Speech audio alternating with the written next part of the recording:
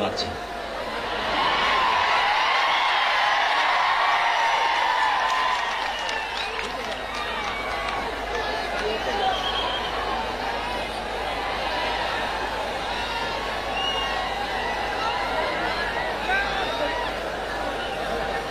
हिंदवी स्वराज्याचे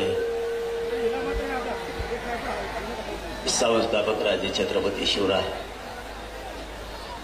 हलू नको ना तो मागे जा राजमाता मासाहेब जिजाऊ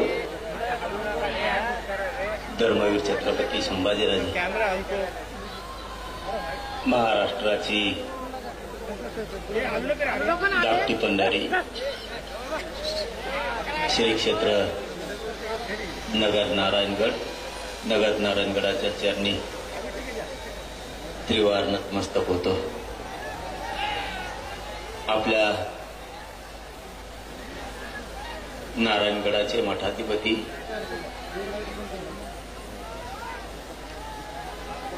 प्रेममूर्ती गुरुवर्य शिवाजी बाबाजी यांच्या चरणी नतमस्तक होतो. बंकट स्वामी मठाचे मठाधिपती महंत गुरुवर्य श्री लक्ष्मणजी बाबा मेघडे यांच्या चरणी नतमस्तक होतो.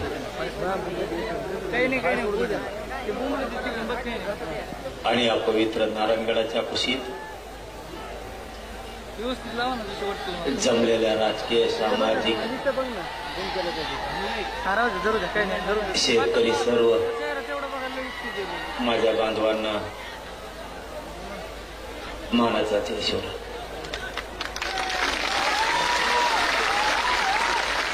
आणि विराट संख्येनं जमलेल्या माझ्या तमाम मराठा बांधवांना माझ्या मानाचा ईश्वर.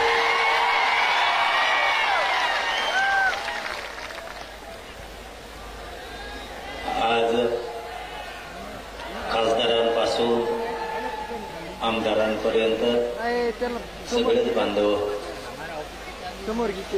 या पवित्र नारायणगडाच्या कुशीत येऊन तुम्ही तुमचे मोठेपण सिद्ध केलं त्याबद्दल तुमचं सगळ्यात अगोदर धन्यवाद. मला मायबापावर त्रास होतो बोला. आपला गड नगद आहे म्हणून ताकद मिळते. जशी मला मिळाली तशी माझ्या शेतकऱ्याला पण मिळाली. लय वेदना आहेत, शरीरात लय त्रास आहे. मी तुम्हाला ही गोष्ट सांगितली होती, आठवतात बघा. एक 5-6 महिन्यापूर्वी तुम्हाला मी गोष्ट सांगितली होती. प्रत्येक माणसाला सांगितली होती की मी थोड्या दिवसाचा पाहुणा.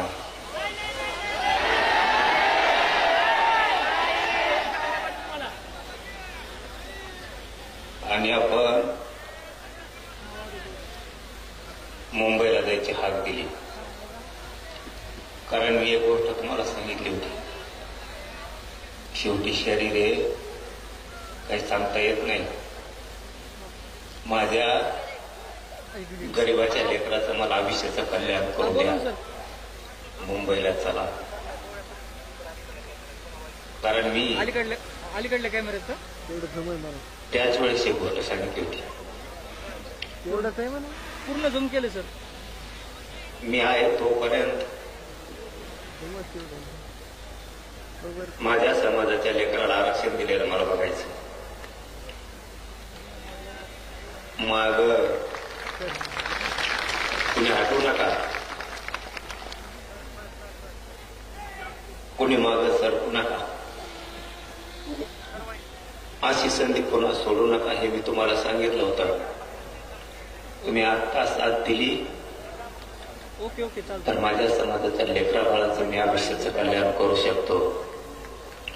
आणि तुम्ही मुंबईला साथ दिली आणि 75 वर्षात लढाई जिंकलेली मराठ्यांनी GR घेऊन मराठ्यांनी लढाई जिंकली.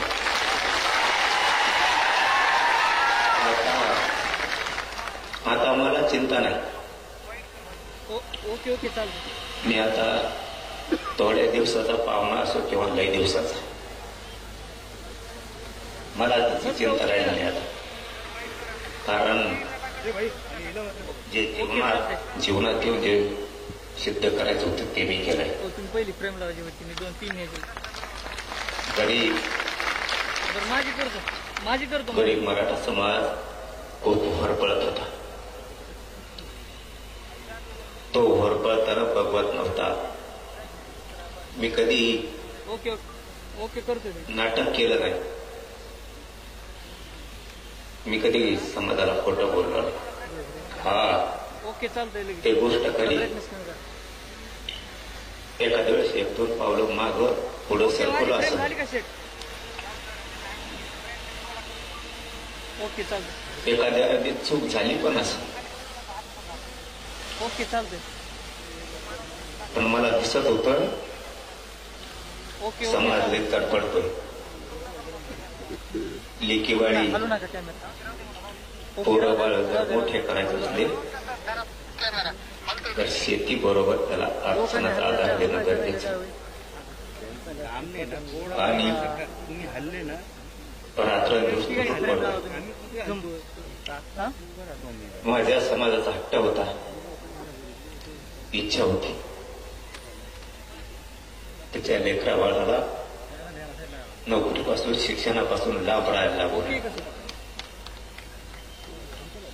त्याने केलेलं कष्ट त्याच्या डोळ्यात एकतात. या 6 करोड मराठ्यांचे लेकर सुखी समाधानी राहावेत,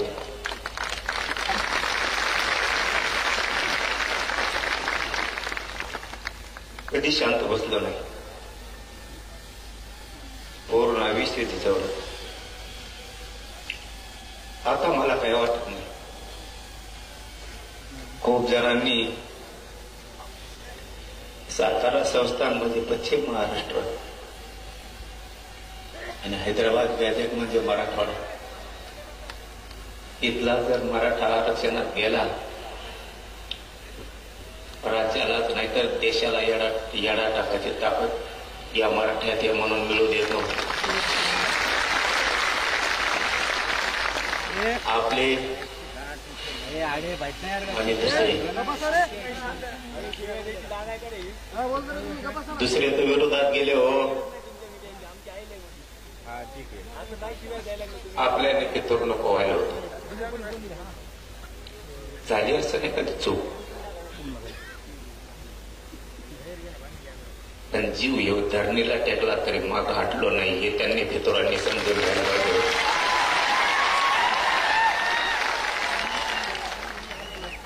लढणारा मी आहे,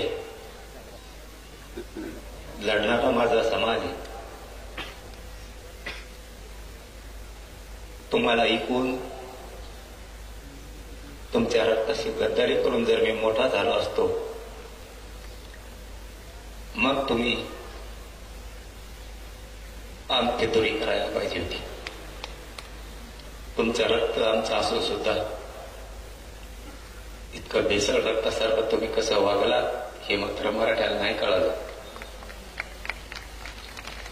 आमच्या सोबत तर नाहीच, पण मिळालंय त्याचं सुद्धा समाधान व्यक्त करू देत नाही. तुम्हाला आयुष्यात काय देता नाही आलं. एक सांगू का, 45 वर्षाची लढाई जे काहीच करता नाही आलं याला. पांढरे कपडे घातले आणि मोठ्या गाड्या हिंडले. फक्त टीव्हीवरती बोलले आणि पुस्तकं वाचली. याच्यातच यांनी यांचे मोठेपण आणि मर्दानगी गाजवली. समाधान यांना काय देता नाही आलं. मी आणि माझ्या गरीब मराठ्यांनी एका वर्षात 58 लाख लोकांना आरक्षण दिलं. 3 कोटी मराठा आरक्षणाला घातलं. मी आणि माझ्या गरीब मराठ्यांनी पुढच्या वर्षात मराठवाड्याचा विदर्भाचा, हैदराबाद गॅजेटियरचा जार घेतला आणि पश्चिम महाराष्ट्राचं सुद्धा गॅजेटियर घेतलं. 2 वर्षात सगळं मराठा आरक्षणात घातलं.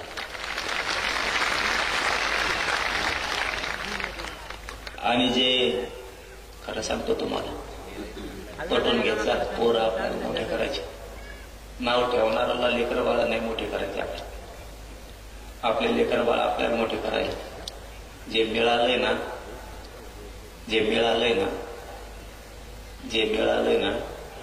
ते पण खूप मिळालं.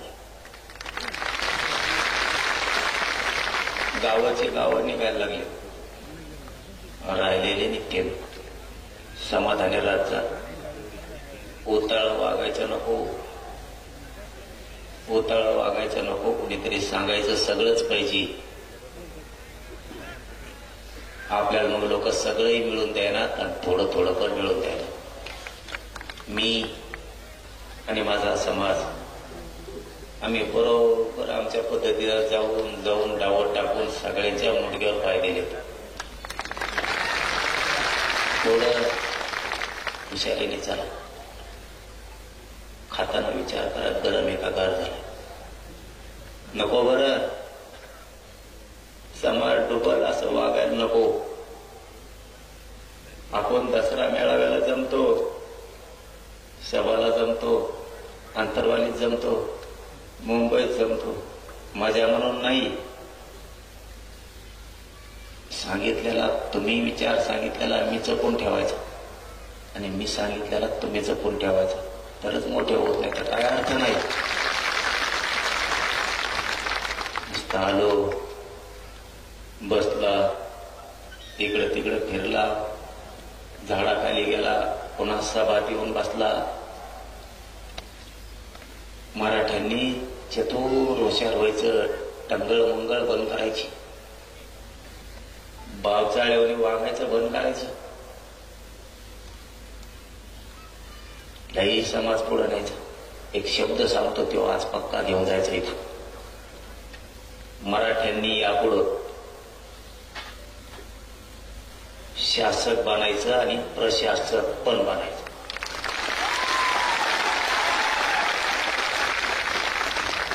मराठ्यांनी डोकं लावून हुशारीनं शासक बना, प्रशासक बनवा. शासक जर बनला, कोणाला मागायची गरज नाही पडणार. शेतात काम करता करता, घरात काम करता करता, व्यवसाय करता करता, शेतीचं काम करताना, नोकऱ्या करताना शासक बनायचं डोक्यात राहते.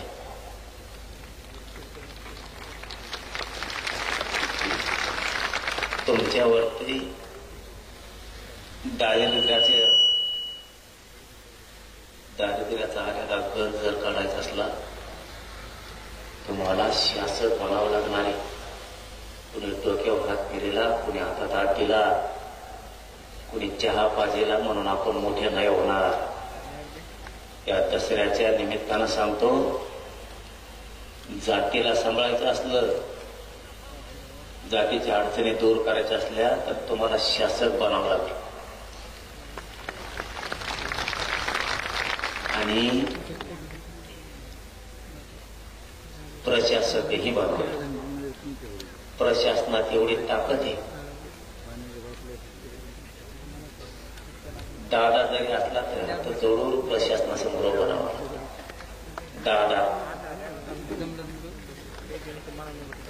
दादा त्याला प्रशासनापुढे हात जोडून उभा राहावा लागतो. राजकीय नेता असला तरी हात जोडून उभा राहावा लागतो. गुंडा असला तरी राहावा लागतो. 2-3 उदाहरणं सांगतो. तुम्ही जर PSI बनला, त्याला प्रशासन म्हणायचं. तुम्ही तहसीलदार, PSI, SP, कलेक्टर जर बनला, कसलाही दादा तुमच्या पुढं हात जोडून उभा राहील. कुठलाही नेता तुमच्या पुढं हात जोडून उभा राहील. समजून घ्या. आज दसऱ्याच्या निमित्तानं तुम्हाला काय सांगतोय, लेकरा बाळांसाठी ही आयुष्याची शिदुरी आहे. नुसते कष्ट करा, नुसतं पळा, एवढंच करू नका. तुमचं पोरग, तुमची पोरगी PSI झाली, तहसीलदार झाली, कलेक्टर झाली, SP झाली, मोठा वकील झाली, न्यायाधीश झाली, मोठा डॉक्टर झाली, मोठा इंजिनियर झाली, मोठमोठ्या पोस्ट आहेत त्याच्यात अधिकारी झाली. तुमचं पोरग पोरगी CIDत गेली, SITत गेली, SCBत गेलं. प्रत्येक क्षेत्रात जर आपलं लेकरं गेलं ना, तर या गरीब समाजाला बसायला आधार होईना. ऑफिस एखादं बसायला आधार. सगळे बोगस लोक जाऊन बसले तिथं, बोगस आरक्षण घेतलेले, बोगस.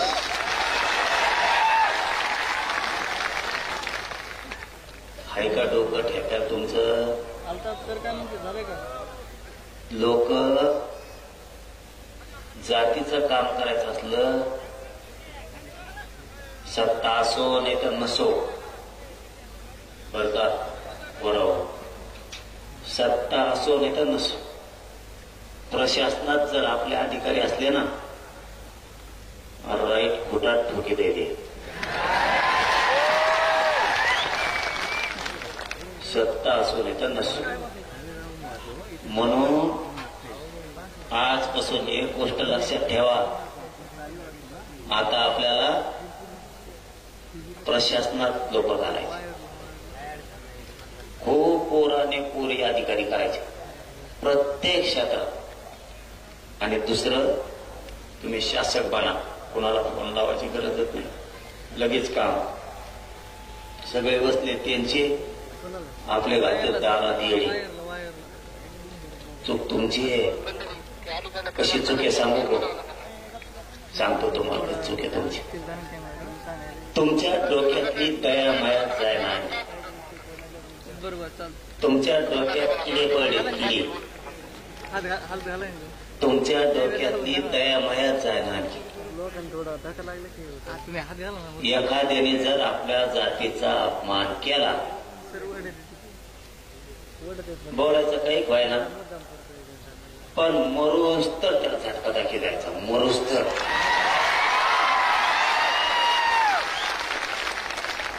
त्याला म्हणायचं जातवान मराठ्यांची अस्सल अवलाद. त्याला वाटलं पाहिजे संगत हिंडत हिमाय घालत.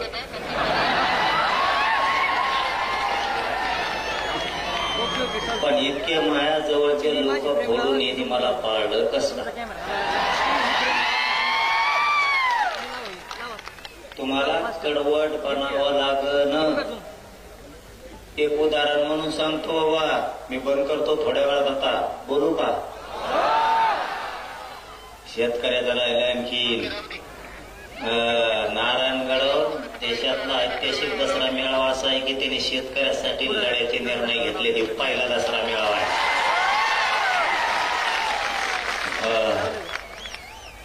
तुम्हाला विसरायचं नाही का सांगतो, कारण सांगतो. मला तर ते विषय नाही बोलायचं, पण थोडी चुमक सांगतो विसरायचं कारण. हे काय करते, निवडणुकीच्या आधी थोडा आपल्याला डोची देते आणि डवचिलं की मी तिकडून उत्तर देतो आणि मी उत्तर दिलं की 3 ते 4 महिने गप बसतो. त्याचा अर्थ समजून घ्या. दिलेला का म्हणून त्याला नीट काय बोलतोय ते ऐका. ते तिकडून असं एक शब्द आपल्या काळजाला लागण असा बोलते, जसा की गुलामीचा गॅजेट म्हणणारे माकड.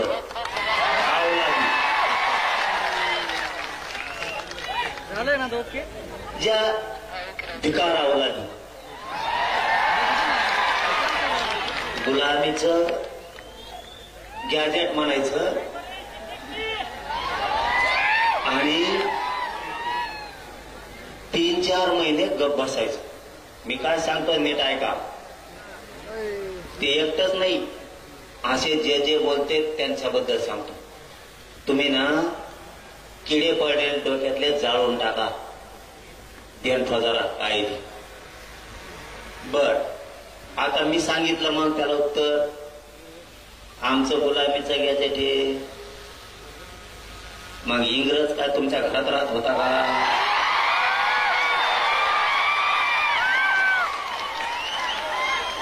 तुमच्या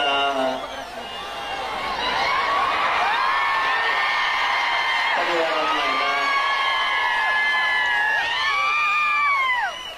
ऐका रे, ऐका ना, मी काय सांगतोय ते ऐका. अर्थाचे गैरअर्थ करते, त्यांच्या घरात राहतो का म्हणजे तरी ते दुसराच अर्थ काढते. तसा अर्थ नाही, तसा अर्थ नाही. अर्थ नीट समजून घ्या. मी गडावळे, अर्थ नीट समजून घ्या. त्यांनी सांगितलं आमचं गुलामीचं गॅजेट हे.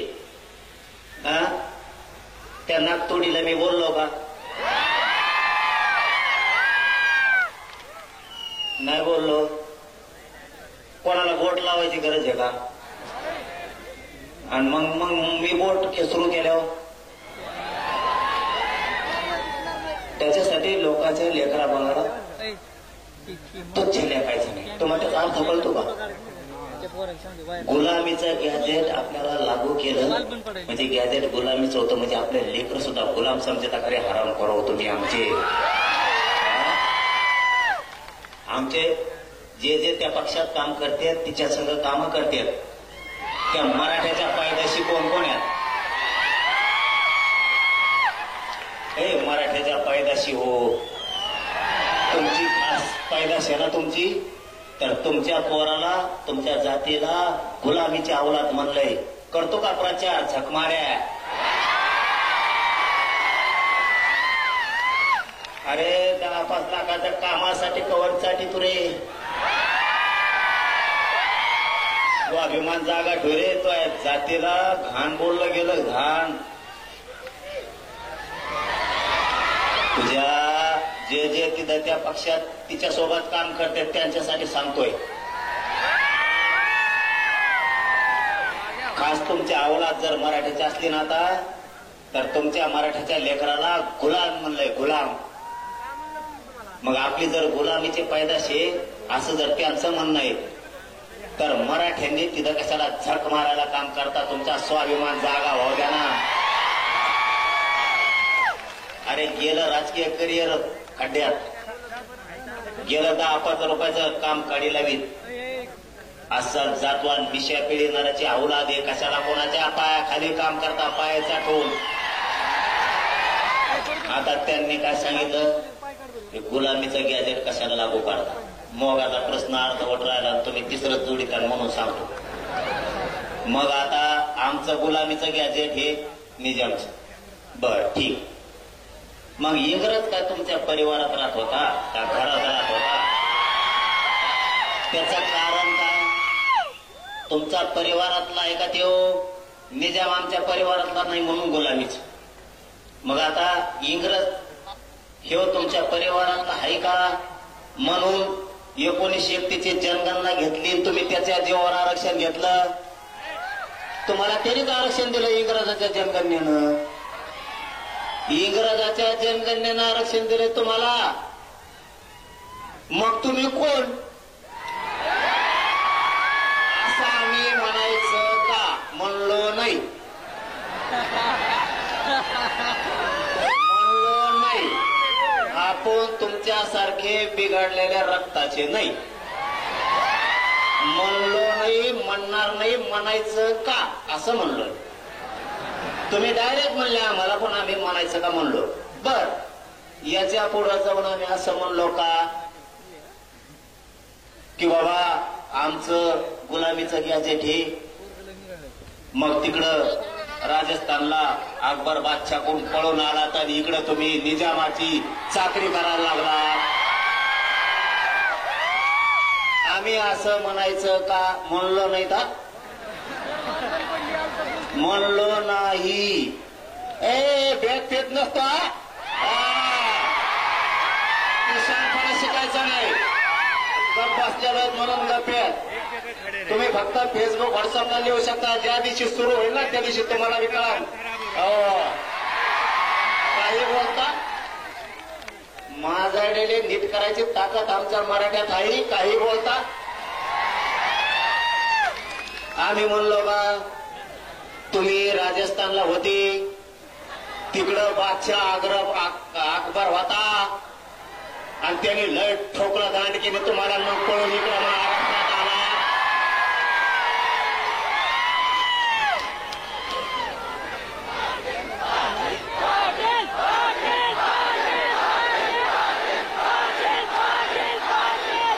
आणि मग तुम्ही निजामाच्या जाणारा संभळणाऱ्या बनलात व्यापारी म्हणून आला तर राज्यकर्ते म्हणलात चला व्हामा घरी आम्ही असं म्हणायचं का म्हणलो नाही अरे ग बाई लय बोलतोय तर सगळ्याला मापात राहावा याच्यासाठी झक मारायला मराठ्याने तुम्हाला 30 वर्ष निवडून नाही दिलं याच्यासाठी निवडून दिलं 30 वर्ष तुम्ही असे पान उतारे करू आमच्या अवलादीचे आणि आता काय करणार हे सांगतो तुम्हाला नीट ऐका आता मी म्हणलो ते निजामाचं गॅजेट हे निजामाचं गॅजेट गुलामीचं ते म्हणे गुलामीचं गॅजेट आहे मी सांगितलं तुमचं सुद्धा इंग्रजाचं आहे तेव्हा गुलामीच होती तेव्हा कुठं स्वातंत्र्य होतं असं बोललो आता तेवढं काळजावर पान म्हणलं बरं का आपल्या तुम्हाला डोके किडे जे पडले म्हणून तुमच्या डोक्यात ते सांगायलो ते किडे मारून टाका लवकर किडे तुमच्या डोक्यातले हे काय करते हळू जीवारी वार करतात आपल्या आणि मी बोललो का 2-3 महिने गप बसते आपल्या लोकांना काय वाटतं माहितीये का जाऊ दे रे चुकलं असं काय होतं बोलताना आता नाही बोलणार इथून पुढं अरे हे बदलणारच नाही त्याच्यामुळं दया माया थोडी कमी करा जे ज्याला मराठ्याचं तिकडून उभा राहील खप पाडायचे तेव्हा ह्या आपल्या बी जाती नीट राख्या तेव्हा आपले बी नीट वागायचे तेव्हा हे हुजरीगिरी करायचं बंद करते आणि जेव्हा आपण पाडायला सुरू करतो ना तेव्हा ते मराठ्या संघ नीट वागायला सुरू करते कळा लागणार ते आपल्याशी आणि आपल्या लेकरा बाळाला डायरेक्ट म्हणले राव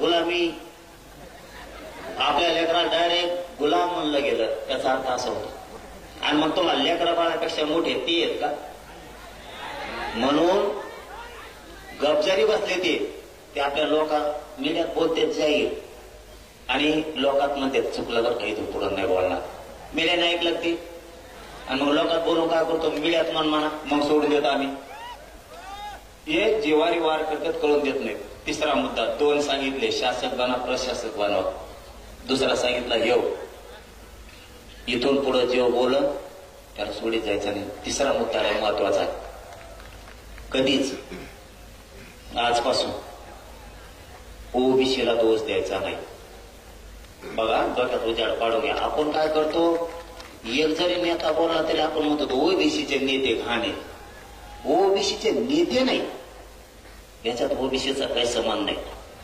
समजा माळ्याचा सगळा दोष आहे का काही सगळ्या माळ्याचा दोष आहे का ते सगळ्या माणसाला जाऊन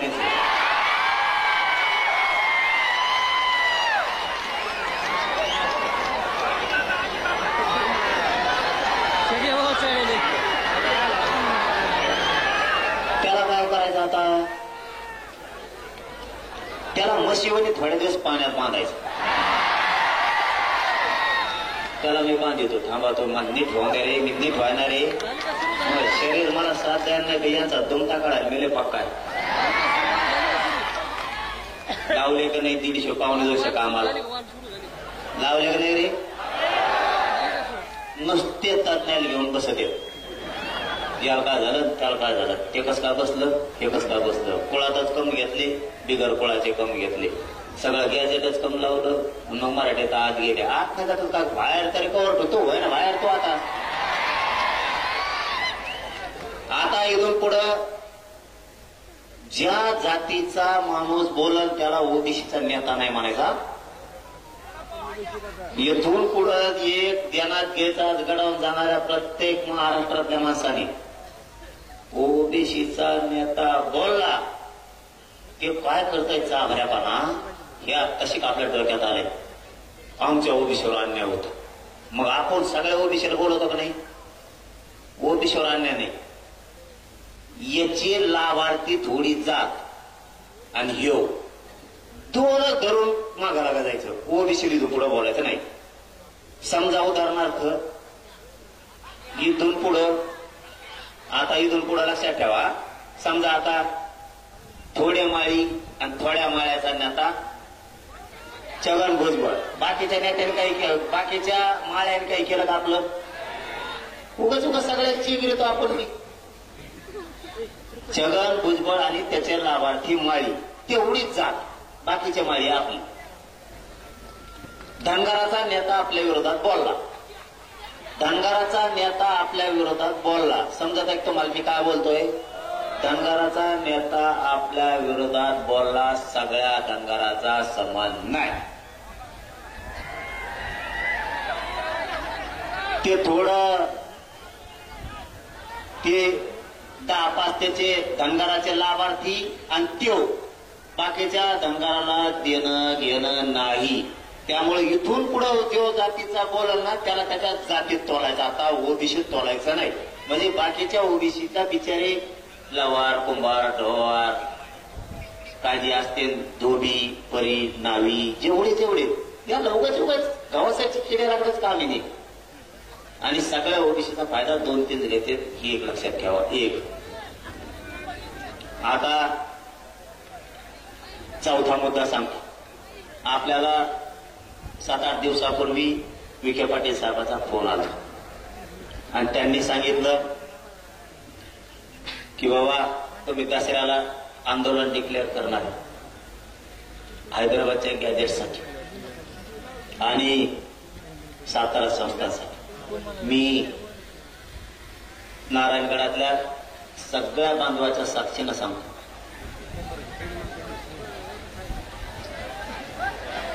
काय रे खाली बसा खाली बसा काय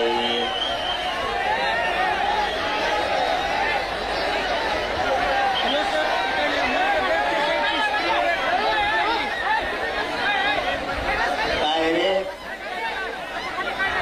करायचं सुरू. शांततेनं ऐका. एक 15-20 मिनिटात सगळं उरकून घेऊ आपण. 15-20 मिनिटात सगळं उरकून घेऊ. शांत राहा. लय महत्वाचे विषय. आणि मग विखे पाटील साहेबांचा फोन आला. शांत बसता का? नाही तर मला सांगा काय मी नीट करू शकतो. आणि दुसऱ्याचा जर असला तर घरात जाऊन नीट करू शकतो. माया नादी लागायचं नाही. तुम्ही 12चे तर आम्ही 14चे. कसल्या भानगडीत पडायचं नाही. शांत राहून द्यायचं. मराठ्याचं असल टाकली फिकली असली चढून दे थोडंफार. पण दुसऱ्याचं जर कोणी असं वळवळ करत असं ना घरात घुसवून हाणायची ताकद आमच्यात. घरात घुसवा. लय सहन केला भाऊ, लय लोकांनी त्रास सहन केला. 75 वर्ष माया मराठ्याच्या. तुला काय सांगावं? कसल्याने यायचं आमच्या आईला घोडा लावून जायचं. बासरे त्याच्यासाठी जेवण नाही. तुमच्या हातात जे आहे ना तितकं धारदार आमच्या सुद्धा हातात आहे. तुमची जशी भाषा तसं आमची वागायची तयारी आहे. तुम्ही आमच्या लेकीबाळीला जगू देणार, तुम्ही आमच्या पोराला जगून देणार, तुम्ही आम्हाला आरक्षण घेऊ देणार, नोकऱ्या खाऊन देणार. माझला का दादागिऱ्या करून दादागिरी तुम्हाला वाटतं तुम्हाला दादागिरी आमच्या दादागिरी नाही. आमच्या तुमच्या ताकद आमच्या टंगडीला घेऊन दगडा वापरायची तयारी. ते बाकीचे नाटक फक्त शिकायचे नाही. मला वाटतं नको, समाज मोठा आहे, मागा लागला, आखडणार नाही, म्हणून मी आपला गप गप गप गप घेतोय. हे बोळबोळ इतर भर मुठभर नाही तर, आणि बोळबोळ बोळबोळ बोळबोळ नाही ना आम्ही जाऊ द्या म्हणतो. आपला एखादा डोका जरी फोडला तरी आपण म्हणतो जाऊ द्या. त्यांना वाटलं भेट येत नाही. भाऊ फुटाण्याला सुद्धा सापडाच लागतो फुटाण्याला. मला उगाच जे नाही बोलायचं ते बोलायला लावू नका. विषय चालला, विखे पाटील साहेबाचा फोन आला. त्यांनी सांगितलं, पाटील दसरा तुम्ही म्हणला दसऱ्याला ये. मला संडासच लागल्यावर झाले. मुंबईत गेल्यापासून असा धाक पडलाय. अर्ध मंत्रालय मुंबईच्या बाहेर गेलत. मी बळद बळद बळद धाडस लावून कॅबिनेटदारच्या हातात हे आणि त्यो ज्या कॅबिनेटना काढलेला. कुठला जार काढताना कॅबिनेटला काढावं लागतं.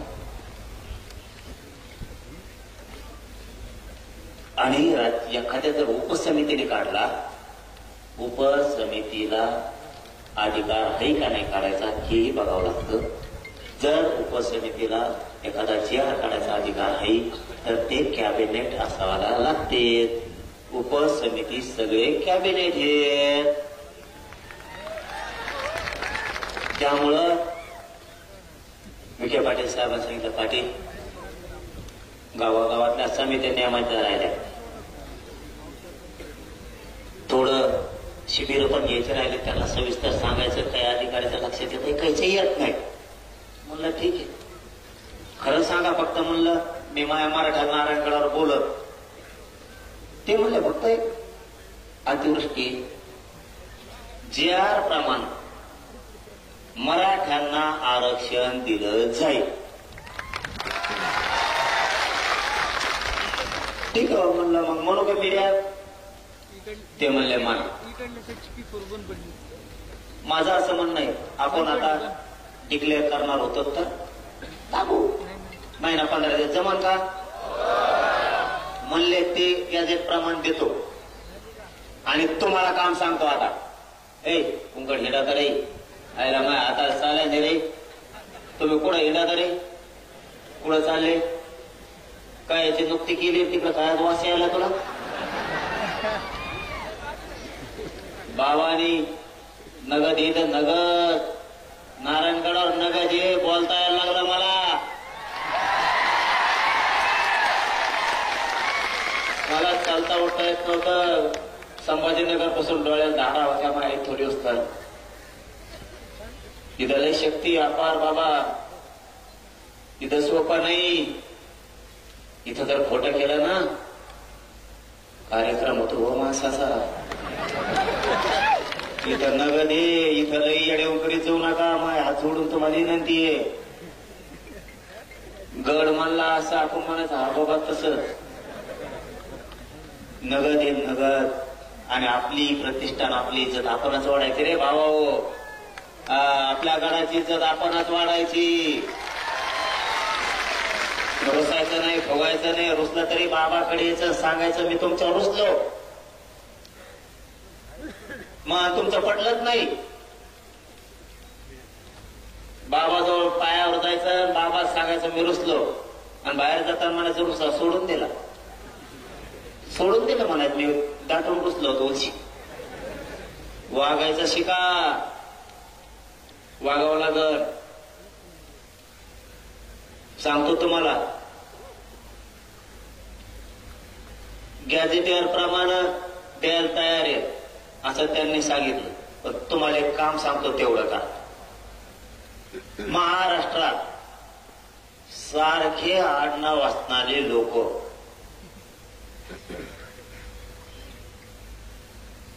महाराष्ट्रात सारखं आडनाव असणारे लोक म्हणजे महाराष्ट्रात तुमच्या आडनावासारखं कोणाकडेही कुणबी प्रमाणपत्र जर निघालं असलं तर त्याचं शपथपत्र घेऊन मराठवाड्यातल्या लोकांनी अर्ज दाखल करा.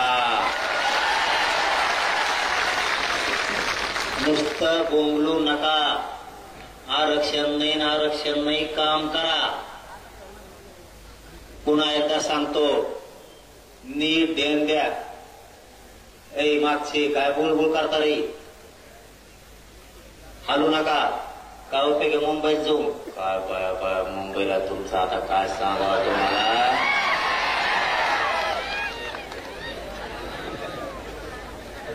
तुमच्यासारखं आडनाव असणारे, ज्याच्याकडे कुणबी प्रमाणपत्र असेल त्याला फोन करा आणि विचारा तो कुणबी प्रमाणपत्र निघालं का, तो मग आडनाव सारखंच आहे.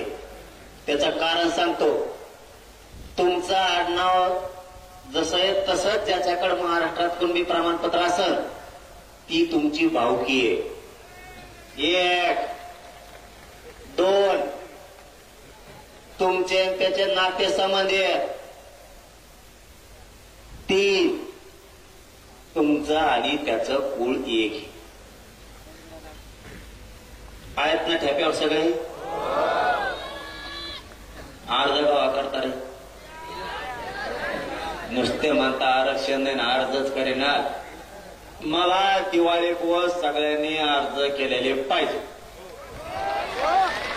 आणि जर त्यांनी नाही दिलं तुम्ही अंतरवली लिहा, सांगा इथं माया आडनावासारख्या माणसाचं प्रमाणपत्र होतं, त्याच्या नामची भावकी आहे, त्याचं नामचं कुळ आहे, त्याचं नातेसंबंधित पण अधिकाऱ्यांनी दिलं नाही.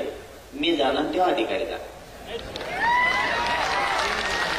प्रतिज्ञा पत्र लिहून घेताना हेच तर महत्वाचं आहे. काय उपयोग आहे प्रतिज्ञा पत्र लिहून घेताना ज्या माणसाकडं कुणबी प्रमाणपत्र आहे तुमच्या आडनावासारखं त्याचं कोण प्रतिज्ञापत्र लिहून घ्या की हा म्हणजे कुणबी प्रमाणपत्र ज्याच्याकडे तिने लिहून द्यायचं, हा माझा भावकीतला आहे, हा माझ्या कुळातला आहे, हा माझ्या नातेसंबंधातील आहे, याला शिक्षणासाठी नोकरीसाठी शासकीय योजनेसाठी माझ्या कुणबी प्रमाणपत्राच्या आधारे याला कुणबी प्रमाणपत्र देण्यात यावं, कारण तो तुमच्या भावकीतला झाला, कुळातला झाला, नात्यातला झाला. चांगलं आणखीन दुसरा कोणाकोण विचारून सुद्धा प्रतिज्ञापत्र चांगलं करून घ्यायचं आणि अर्ज सादर करायचे. स्थानिक चौकशी अहवाल प्रत्येक सेतू केंद्रावर गरीब लोक समजून घ्या, गरीबाला काय करावं कळाना. स्थानिक चौकशी अहवाल म्हणून एक अर्ज आहे सेतू केंद्रावर, तो काढून आणायचा. त्याच्यावर जे कागदपत्र आहेत ते सगळे कागदपत्र जमा करायचे. ते कागद घेऊन तहसीलदारकडे जायचं आणि तहसीलदारला सांगायचं महा कुणबी जात प्रमाणपत्र निघण्याचा अर्ज भरून घे. तो म्हणून कागदपत्र आधी अर्ज देतो आणि कागदपत्र घेऊन ये. त्या म्हणायचं अर्ज देतो नाही, कागदपत्र घेऊन आलोय, अर्ज भरून घे आणि प्रमाणपत्र दी. कळाला आता मोकळं. आता ह्यो मुद्दा क्लिअर झाला. आता राहिला मुद्दा शेतकऱ्याचा. माझं सरकारला जाहीरपणानं सांगतो, 1 मराठवाड्यात आणि मराठवाड्याच्या लगतच्या जिल्ह्यात ओला दुष्काळ जाहीर करा. त्याशिवाय माघार नाही. हे काम करायचंय दिवाळीच्या आत.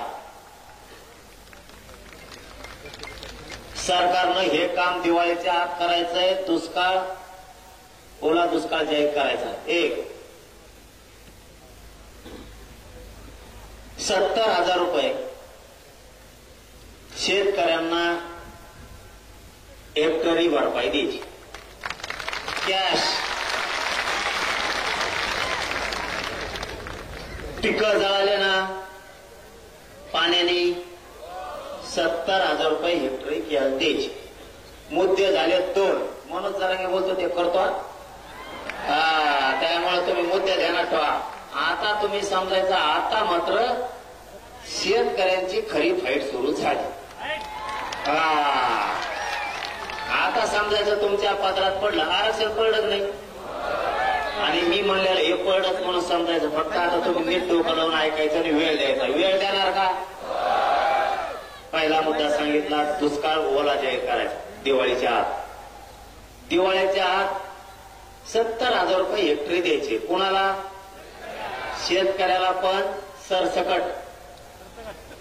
सरसकट कोणाला? ज्यांचे शेत वाहून गेले नाही त्यांना.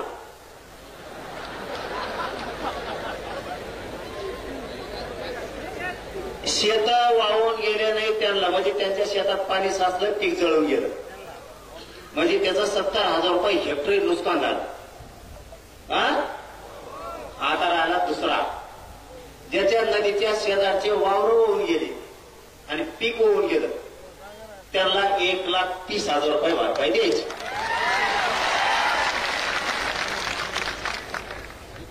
आपलं असंच असतं. तज्ञ नाही ना, अभ्यासक नाही, कोण नाही. त्या अभ्यासक भांगार सगळ्या दुनियाचे कुंकड काही सांगायचं तर आपल्या हिशोबाने बरं गरीबाला मिळत. तज्ञ नको ना, अभ्यासक नको, तिकडं पुस्तकं नालीत वाचित बस म्हणा वड्यात. ज्याचं शेत वाहून गेलं आणि पीक पण त्याच्या बरोबर गेलं, त्याला 1,30,000 रुपये द्यायचे. हे झाले 2 काम. आणि तिसरं काम, ज्याचे जनावर वाहून गेले, ज्याचा कांदा वाहून गेला, त्याची सोयाबीन वाहून गेली, त्याची बाजरीचे खळे होणार होते वाहून गेले, त्याचे सोनं वाहून गेलं, त्याचं धान्य वाहून गेलं, यांना शेतकरी सांगत तसा पंचनामा करून 100% भरपाई द्यायची. म्हणजे घर पडलं, शेळ्या वाहून गेल्या, जनावर वाहून गेले, म्हशी वाहून गेल्या, काहींचे कांदे वाहून गेले, काहींचे बाजऱ्या काढल्या होत्या ते वाहून गेल्या, काहींचे सोयाबीन काढून ठेवलं होतं ते वाहून गेलं, काहींचं सोनं गेलं, घरातल्या भांडे बासनं गेले, मोटरी गेल्या, पाईप गेले, कोठा वाहून गेला, काहींचे भिताळं घर वाहून गेले, काहींच्या नळ्या वाहून गेल्या, काहींची सौर ऊर्जा वाहून गेली. जेवढं वाहून गेलं तितके पैसे एवढे द्यायचे. हे झाले 3. हे झाले 3. आता चौथं, शेतकऱ्याचे 15 रुपये कापायचे ठरले ऊसाचे. अजिबात 1 रुपया सुद्धा कापायचा नाही. 1 रुपया कापायचा नाही. याला पर्याय. चौथा मुद्दा सांगतो, ध्यानात ठेवा. आपल्याला आता लढाई करायची. चौथा मुद्दा, याला पर्याय देतो आम्ही. शेतकऱ्याच्या ऊसाचे पैसे कापूस तर ज्याला 10,000 रुपये पगार आहे त्याचे 2,500 कापा. ज्याला 20,000 पगार आहे त्याचा 1/4 हिस्सा कापा, 5,000. ज्याला 1 लाख आहे त्याचे 25,000 कापा. ज्याला 2 लाख आहे त्याचे 50,000 कापा. 1/4 हिस्सा कापायचा. त्याला काही गोमीचा पाय लंगडा होणार आहे का? पगार फुकटात हे वावर कुठंतरी हडपिलेला असं, नोकरी म्हणल्यावर कुठंतरी आम्हाला तिकडं सापडलेला असं. त्याच्यामुळं हे कापा. कमीत कमी 4-5 लाख अधिकारी असतील नोकऱ्यावाले सगळे. 10 लाख, या 10 लाखातच जवळपास 1,000 कोटी रुपये जमा होते. हे प्रत्येक राजकीय पक्षाकडे हे करायचा. सरकारला सांगतो, मुख्यमंत्र्याला सांगतो, हो ते पैसे कापायचे नाही, ते नोकऱ्यावाल्याचे पुरेचे पैसे कापा. टोटल 1,000 रुपये ठेवू नका. त्याचे 1/4 हिस्सा कापून टाका, शेतकऱ्याला वाटा. इकडे शेतकऱ्यात कुठं का आणतो, त्याचे 5 खायची येळ आली, तू कुठं खातो रे? ते जमणार नाही. 1 एकर भर ऊस लावायचा, त्याच्यात तुला 15 रुपये द्यायचा. तो जर काढी लागली काय तिकडे, आणि तो कोणाचा टायरच 1 लाखाचं आहे गाडीचं. ही केवढं ती गाडी. दुसरा मुद्दा, एका पक्षाकडे 1,000 लोक आहेत मराठ्यावर.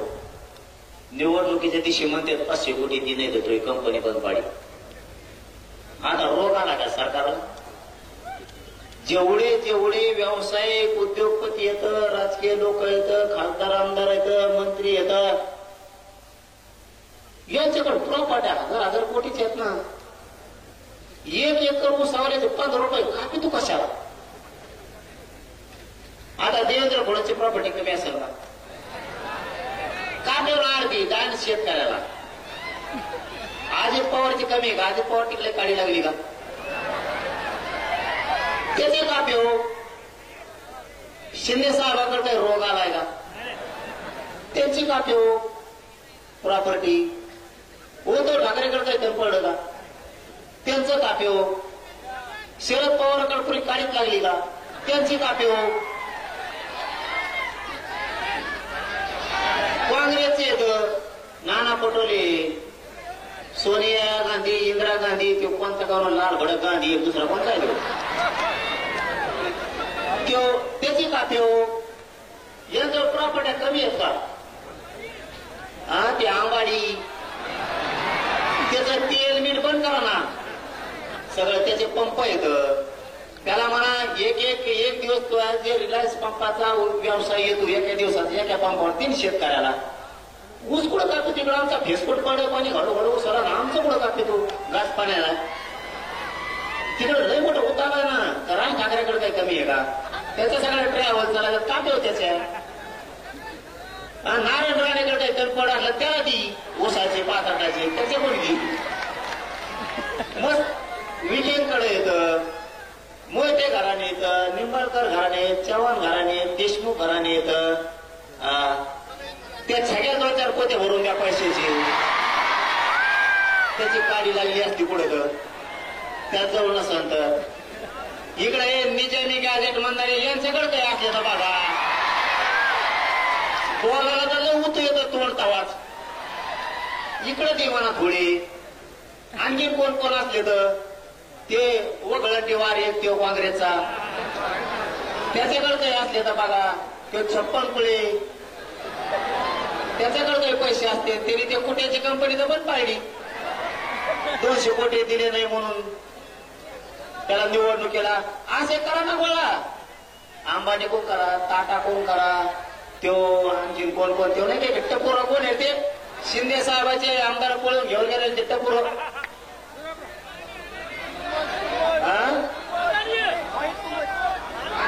ते नाही उंटावडे नाकाचं ते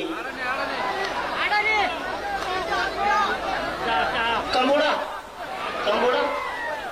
काय नावन कुंकोण आल्यात पायदशी. त्याच्याकडे मार माझा पैसा आहे काढा नाही. कंबोडा का काय कोण काढून शिंदे साहेबाची सीट घेऊन पळून गेला कंबोडा. पुरं इमानात तर काटाच्या बाहेर आलं तितकं उच्च. हे आमच्या शेतकऱ्यांना लुटूस तर ह्या किती कंपन्या आता टाटा आहे ते लय येत. आता बजाज वगैरे येतं आणखी मारण्याचे आलेत ना त्यांचे कोण घ्या ना. हे जमतं का निवडणुकीच्या टायमाला पैसे घ्यायला उद्योगपती खूप. हिऱ्याचे माणिक मोत्याचे व्यापारी येतं. आमचे जैन मारडी येतं. मस्त होता आला ते हमेशा कवा शिराज वाटत लोकांना एवढं पैसे वाटा म्हणा. आहो पटेल गेला उधार घ्यायला झाक मारायला. पाटील पाटला दिला 5-5 जणांना उधार घेऊन बोकांडी टाकलं त्या मारड्याने आमच्या याचा सगळं 3 रुपये शाखा. आपला म्हणतो तू 5 होता रे 3 दिले तो थोबाड हाणलं पाहिजे. 3 दिले. तुम्ही कवा डोकं सुधारणार आहे तुमचं कवाने. आता तो मुसलमाना हिरो कोणता ते टीव्ही नाही दोन ते नंबर 1 ला आला पैशाला तर जगात.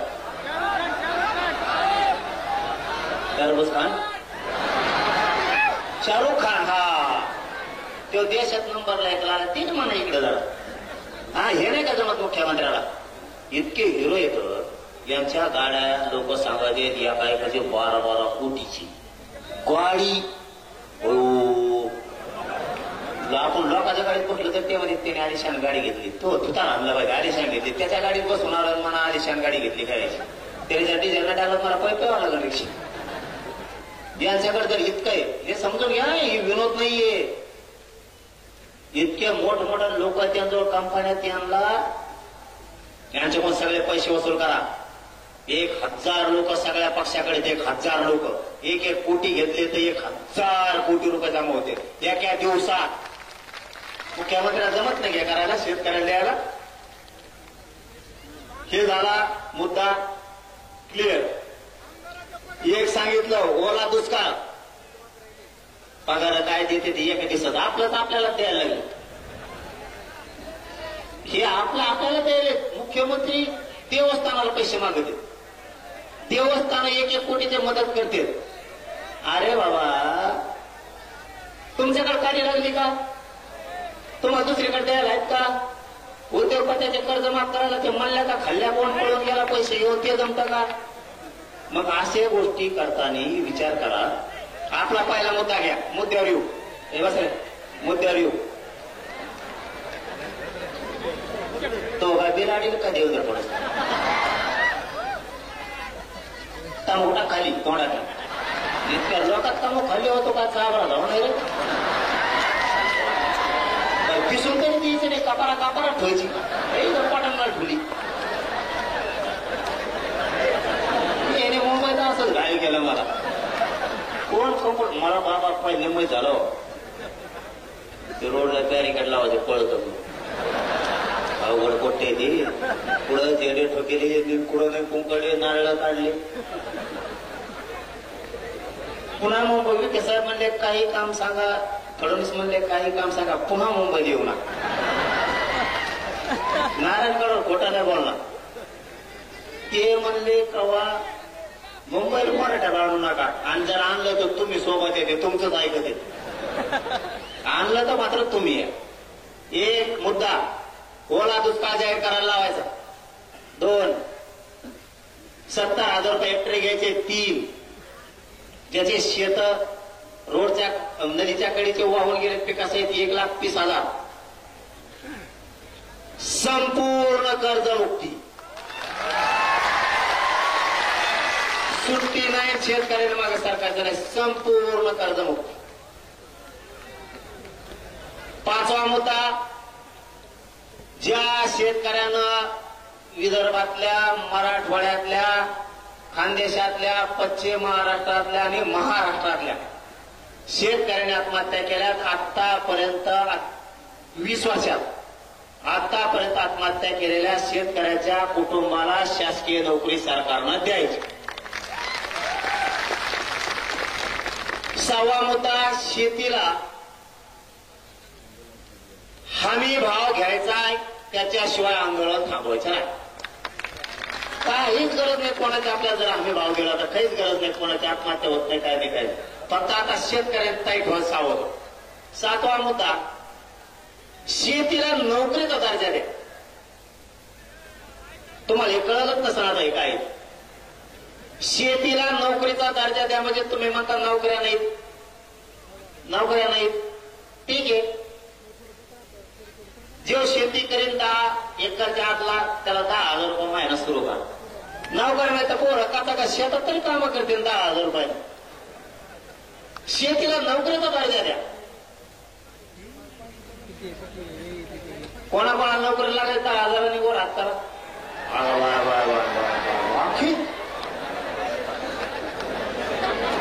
मग आहे का नाही चांगली मागणी आपली.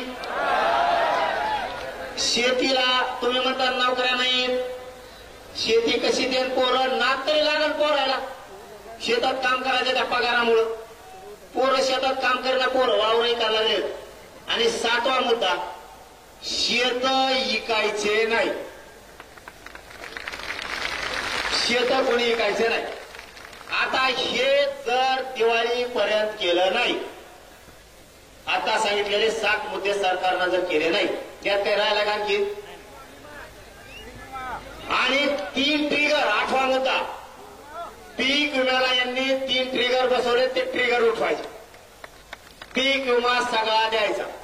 हे जर दिवाळीपर्यंत केलं नाही तर आपण एक काम करू. महाराष्ट्रातले सगळे शेतकरी एक तर धाराशिव जिल्हा किंवा बीड जिल्ह्याच्या बाउंड्रीवरती बैठकीला बोलू, किंवा जालना जिल्हा, संभाजीनगर, जळगाव, बुलढाण्याच्या मधी बाउंड्रीवर जर कुठं जागा असेल तर तिथं महाराष्ट्रातले सगळे बैठकीला बोलू, किंवा मग अहिल्यानगर, सोलापूर किंवा बीड जिल्ह्याच्या बाउंड्रीवरती एखादं गाव शोधून तिथं बैठकीला शेतकरी बोलू आणि किती तारखेला आंदोलन सुरू करायचं हे सांगू. आधी बैठक घेऊ आणि नंतर आंदोलन सुरू करू. शेतकऱ्याला न्याय दिवस तर मागं हटायचं नाही. आणि 15 ते 1 महिन्याचा वेळ आपण सरकारला पुन्हा गॅजेटसाठी देतोय, त्याच्यानंतर नाही. आणि मुद्दा शेवटचा, जर सरकारनं गॅजेट हैदराबादचं, सातारा संस्थांचं लागू केलं नाही, आणि विशेष सांगायचं राहिलं छत्रपती खासदार छत्रपती शाहूजीराजे महाराज साहेबांना की मी परवा सरकारला बोललोय, सातारा संस्थान, औंध संस्थान आणि पुणे संस्थानचं जे गॅजेटियर घेतलंय त्याबरोबर खासदार साहेब महाराज, शाहूराजे महाराज साहेब, तुमच्यासाठी सांगतो की कोल्हापूरचं सुद्धा गॅजेटियर घ्यायचं सरकारनं कबूल केलंय. जर सरकारनं मराठवाड्यातल्या सगळ्या मराठ्यांना दिवाळीपर्यंत आरक्षणात नाही घातलं आणि आजपासून दिवाळीपर्यंत म्हणजे एक महिनाभर किमान जर शेतकऱ्यांचे प्रश्न मार्गी नाही लावले तर जिल्हा परिषदला सरकारचं एकही सीट शेतकऱ्यांनी निवडून येऊ द्यायचं नाही. याला जोडून दुसरा मुद्दा, शेतकऱ्यांच्या मागण्या दिवाळीपर्यंत मान्य केल्या नाही तर सरकारनं जिल्हा परिषद, नगर परिषद निवडणुका घ्यायच्या नाही, नसता बॅलेट आमच्या गावात आम्ही लावून देणार नाही. महाराष्ट्रातल्या सगळ्या शेतकऱ्यांची कर्जमुक्ती केल्याशिवाय, ओला दुष्काळ जाहीर केल्याशिवाय, त्याला मागल 100% त्याचं नुकसान भरपाई दिल्याशिवाय, पीक विमा दिल्याशिवाय आम्ही निवडणुकीची तारीख घोषित करून देणार नाही. तर तुम्ही जर केली तर मंत्र्यांना महाराष्ट्रात सभा घेऊ द्यायची नाही. ठरलं का? आणि गॅजेटचं सुद्धा सुविधा लागल, काळजी करू नका. गॅजेटचं सुविधा लागल, 100% गॅजेटचं सोयीला लागणार नसता महाराष्ट्रात नेत्याला फिरून देणार नाहीत आपण. त्याची काळजी करू नका. फक्त सगळ्यांनी अर्ज करा आणि दिल्लीला पण जायचंय, काळजी करू नका. दिल्लीला येणार का तुम्ही सगळे? पण सांगतो तारीख दमान तुम्हाला, थांबा थोडी. आधी या 2 गॅजेटच्या अंमलबजावणी होत्या, सातारा संस्थान आहे पश्चिम महाराष्ट्राचे. आणि सगळ्यांना विजयादशमीच्या खूप खूप शुभेच्छा देतो. तुम्हाला दमानी गावाकडे जा, मला दवाखान्यात जायचंय, त्याच्यामुळं सगळ्यांनी दमाने जा रे बाबा. एक जीवाने राहा, एक विचार फुटून देऊ नका, एकमेकाला साथ द्या. जातीला कुठं अडचण आली, जातीच्या मदतीला उभा राहत जा, सुखादुखात जा. शेतकऱ्याच्या मदतीला धान्य, कपडा घेऊन जा, तेल मीठ घेऊन जा, त्यांना पीठ मीठ घेऊन जा. त्यांच्याकडे तळायला लाईट नाहीये ती घेऊन जा. तुम्हाला कपडे देता आले कपडे द्या, हाताला पांघरायचं द्या, एखादा गोणी बाजरी ज्वारी देता आली तर द्या. तुम्हाला जे जे सहकार्य करता येईल, बिस्किट पुडा देता आला तर शेतकऱ्याला द्या. जात बघू नका, या जातीचा आहे त्याला मी देत नाही असं म्हणू नका. ज्याच्यावर पावसाचं संकट आलंय त्याला सगळ्यांना तुम्ही धान्य द्या, त्याच्यात जात बघू नका. आपल्याला विरोध केला असला तरी पण त्याला माणुसकी जपा, माणुसकी दाखवा. म्हणू नका येणे आरक्षणाला विरोध केला, याला मी देणार नाही. आपण शेतकऱ्यात जात बघू नका, सगळ्याच्या मदतीला धावून जा. आणि कुणी आपल्याला किती नाव ठेवलं तरी एक गोष्ट लक्षात ठेवा, सातारा संस्थानची आणि मराठवाड्यातल्या सगळ्या मराठी आरक्षणात जाऊस तर कोणाला बोलू नका. तुमचा अपमान केला तरी सहन करा, तुम्हाला शिव्या दिल्या तरी सहन करा. सांगितलेला शब्द ध्यानात ठेवा, शांत राहा. जे लय वचवच करताय मराठवाडा आणि पश्चिम महाराष्ट्र आरक्षणात गेल्यावर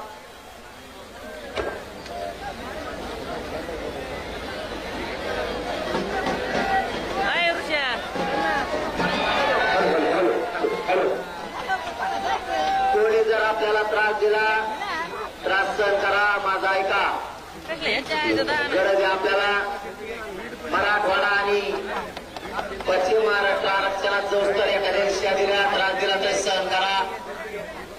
लय वळवळ करतोय का एखादा, पश्चिम महाराष्ट्र आणि मराठवाड्यातले मराठी आरक्षणात गेल्यावर पहिला नंबर त्याचा लव, त्याची जीव. पण आता ती वेळ नाही. आणि एक महत्वाचं सांगतो, यांना पुत्र सुद्धा विचारित नाही म्हणून आपल्या विरोधात बोलते. त्यांच्या अंगावर जाऊ नका. घेण्यात देण्याचं संरक्षण लावायसाठी तसं करते. संरक्षण इकडून तिकडून हिंडाव, यांना त्यांच्या जातीत सुद्धा किंमत नाही. पण आपले लोक त्यांच्या अंगावर गेल्यामुळं त्याला ते संरक्षणासाठी करतात, फोकसला यासाठी करतात, मीडियात राहण्यासाठी करतात. त्यांची काही अवकात नाही, त्यांना काही महत्व नाही, त्यांच्यात लाज पण नाही. समजून घ्या रे बाबा हो. इकडे येते बोंबलतेत, मग आपण त्यांच्या मागे लागतो, त्याला लागत संरक्षण आणि त्याला कुत्रं विचारित नाही. कवा 3-4 जण लय मजा येत त्यांची, पण मराठी एकदा आरक्षणात जाऊ द्या आणि मग बोलून टाक म्हणा.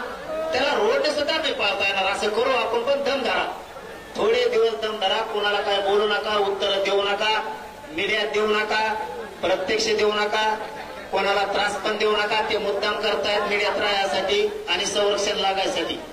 आणि तुम्ही फक्त शांततेत घ्या आणि कोणावरही विश्वास ठेवू नका. आपण गरिबांनीच आपल्या गरिबावर विश्वास ठेवायचा आणि गरिबांनीच लढाई जिंकायची. तुम्हाला लई मोठा करायचं, मला आणखी मी तुम्हाला लई मोठा करणार आहे. तुम्हाला आणखी गरीब मराठ्याला सत्तेत घालायचंय. मला सत्तेत ज्या दिवशी तुमच्या हातात काय आभार येईल तेव्हा तुम्ही चांगल्या चांगल्या नेत्याचा 30-30, 40-40 वर्षाचा बदला घेतात. तुम्ही म्हणतात तवाला येडे करत होता, आता सत्ता मायात आहे, तो खोटाच उपयोग झाला. त्यामुळे एक विचारे राहा, विचार फुटून देऊ नका. हाक मारले की येत जा. मला आता दवाखान्यात जायचंय. धन्यवाद. तुम्हाला खूप खूप शुभेच्छा.